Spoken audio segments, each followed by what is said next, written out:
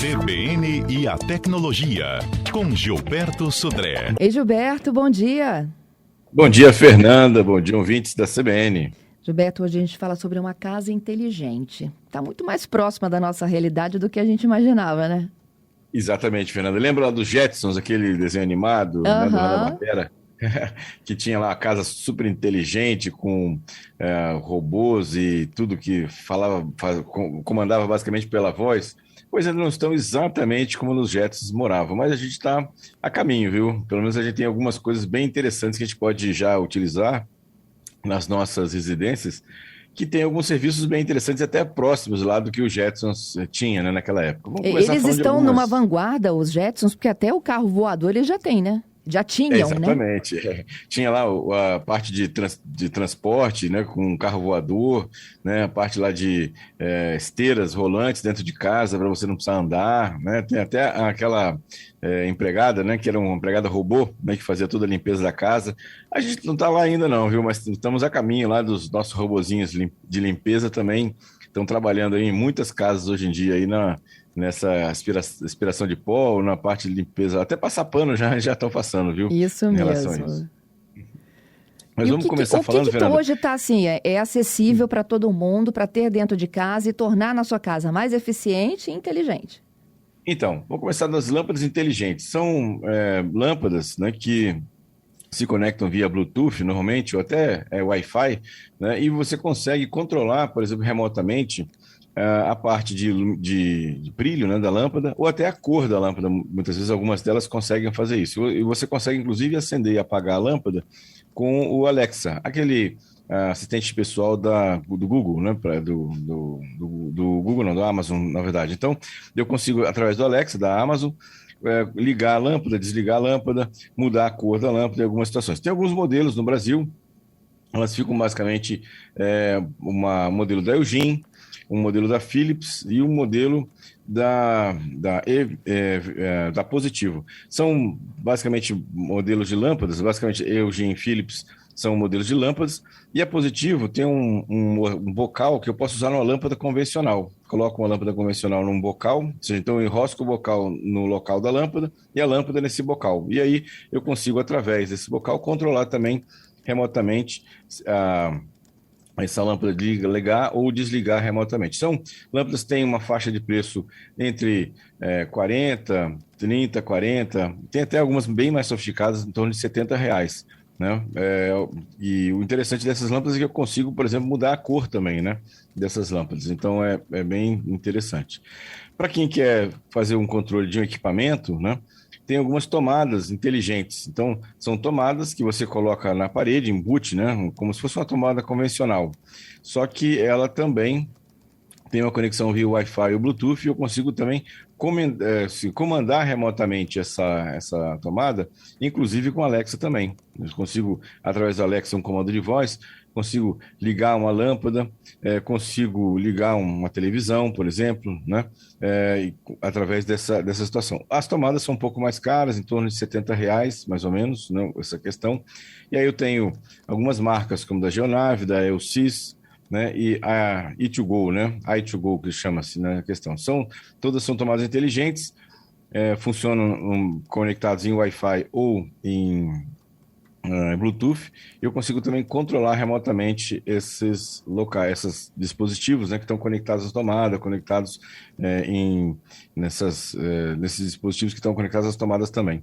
Tem também, Fernanda, algumas câmeras, sensores e alarmes que também têm essa função de estar integrado no processo, né? A grande vantagem da casa inteligente, né, ou da automação residencial, é a integração. Então, ou seja, eu vou ter um local, uma coisa central, que vai comandar todos esses dispositivos. O que a Amazon e o Google também têm soluções exatamente dessa questão, de ele controlar outros dispositivos através, por exemplo, de comando de voz. Eu, através de um comando de voz, consigo mandar lá, por exemplo, abrir uma porta, né, posso olhar ou começar a gravação de uma câmera, por exemplo, e até situações tem acionadores que eu consigo abrir ou fechar uma cortina, por exemplo, né? Então, imagina assim que eu poderia ter uma programação na minha casa, eu quero assistir um filme, eu quero assistir uma série, eu dou um comando para Alexa e ela já liga a televisão, já coloca no Netflix, já fecha a cortina, já apaga a luz e eu já estou pronto para poder funcionar, né? Para poder assistir aquela série, né? Então, uma questão interessante. E aí tem várias câmeras, né? Tem algumas da iCasa, da Elsys, Geonave, mesmo da Intelbras, que tem também essa função, né, de integração com esse ambiente. E não é só exatamente em tomadas e câmeras que a gente tem, não. Umas coisas interessantes por exemplo, eu colocar fechaduras. Em vez de levar a chave de casa, né? Eu posso, por exemplo, ter uma fechadura codificada, que tem fechaduras que têm leitura de impressão digital, tem fechaduras que têm um código, uma sequência de senha, como se fosse um PIN, né? Uma senha que eu consigo fazer e eu não preciso nem lembrar de levar a chave de casa, né? Ou seja, eu saindo de casa, bati a porta, ele já trava automaticamente. Quando eu voltar, eu digito meu código e tenho acesso à casa novamente para isso. Então, algumas questões interessantes nesse item. E também, né, eu falei de controle da televisão, existem alguns controles remotos universais, onde eu consigo fazer o controle de dispositivos que são acionados por controle remoto. Na verdade, esse controle remoto universal é um produto da Eugene.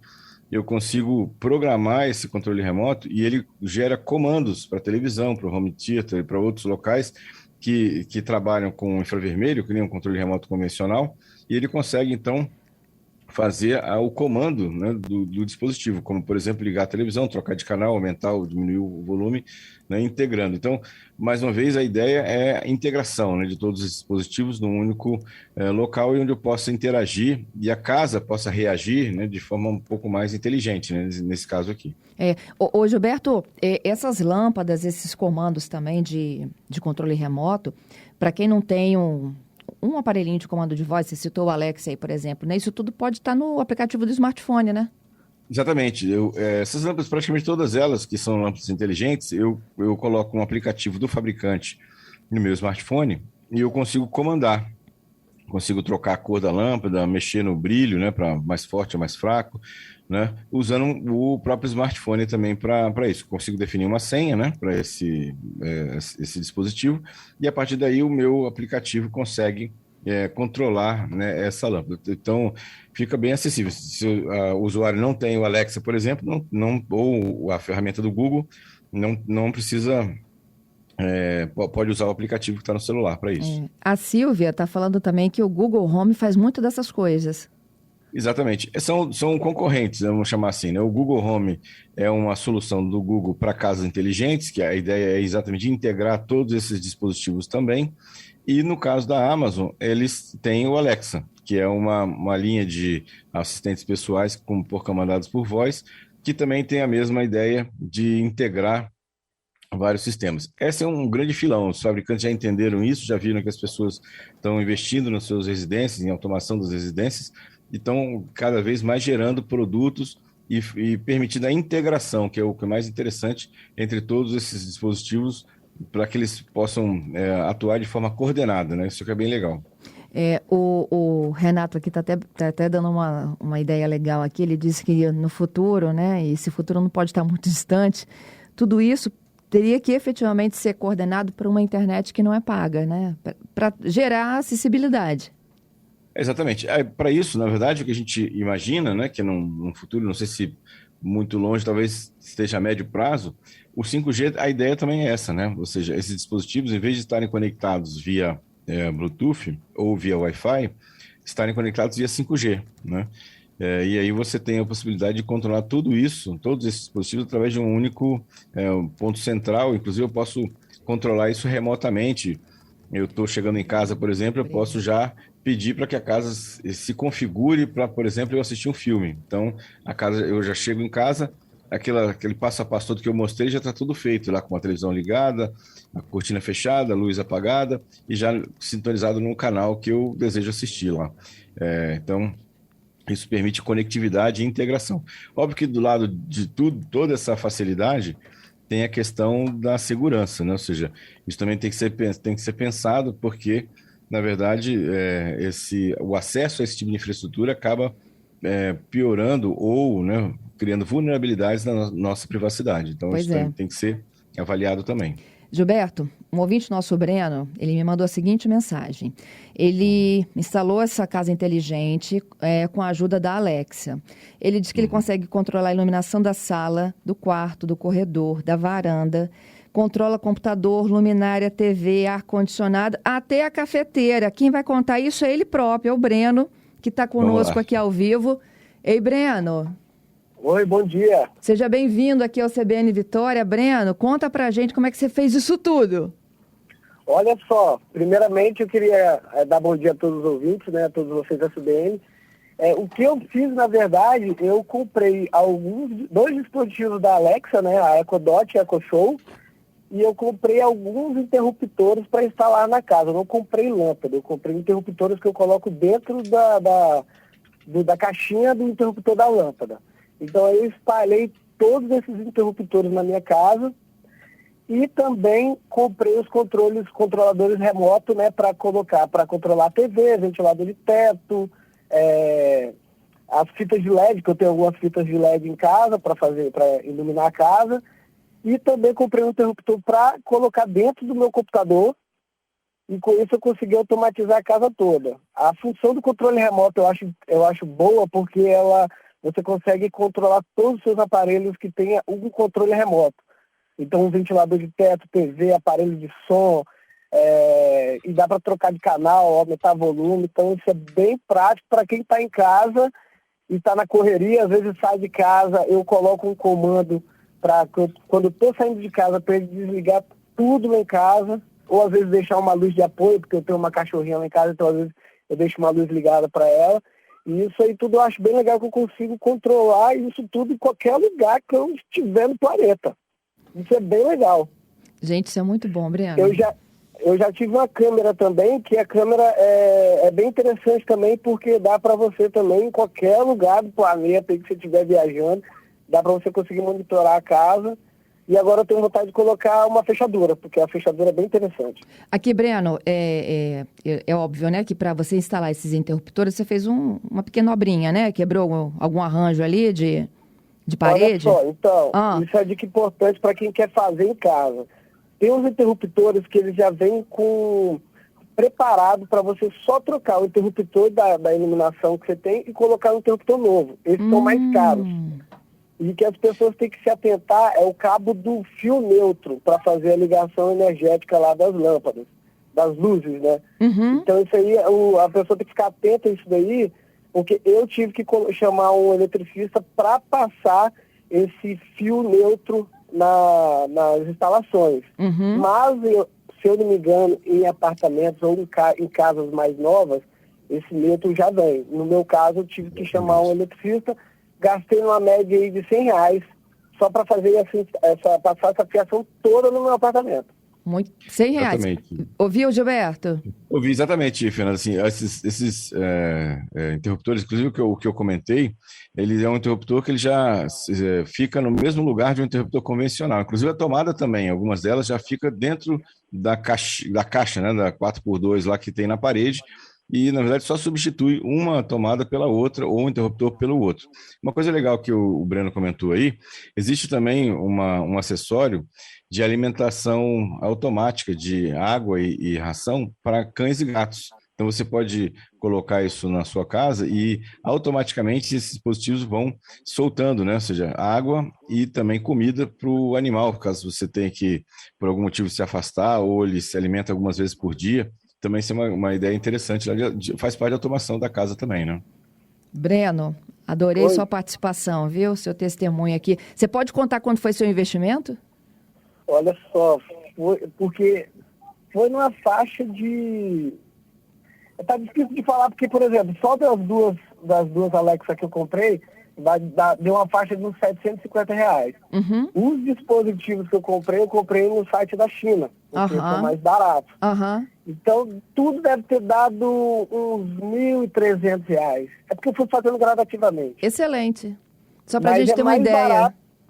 Mas é mais barato do que, às vezes, você contratar uma empresa para fazer essa automação toda, que vai sair muito mais caro. Adorei. Breno, obrigada pela sua participação, hein? Eu que agradeço, valeu.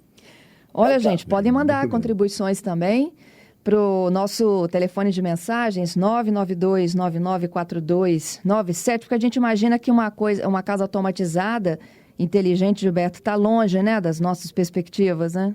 Exatamente, Fernanda. Muitos equipamentos são importados também, tem alguns que estão chegando aqui no Brasil, muitos são importados, e também tem também essa questão do conhecimento, né? Como o Breno comentou, na verdade ainda tem algum trabalho para poder fazer essa integração, né, de todos esses dispositivos, mas na verdade eu acredito que isso com a evolução vai ficar cada vez mais simples, mais fácil, e muitas vezes, pelo menos em imóveis mais novos, eu vejo em alguns imóveis inclusive, essa integração já vem, né, de alguma maneira, já é vendida junto com o imóvel, né, alguns apartamentos mais novos, então isso vai ficar cada vez mais comum, até porque também, né, esse tipo de automação tem um outro lado interessante que é economia.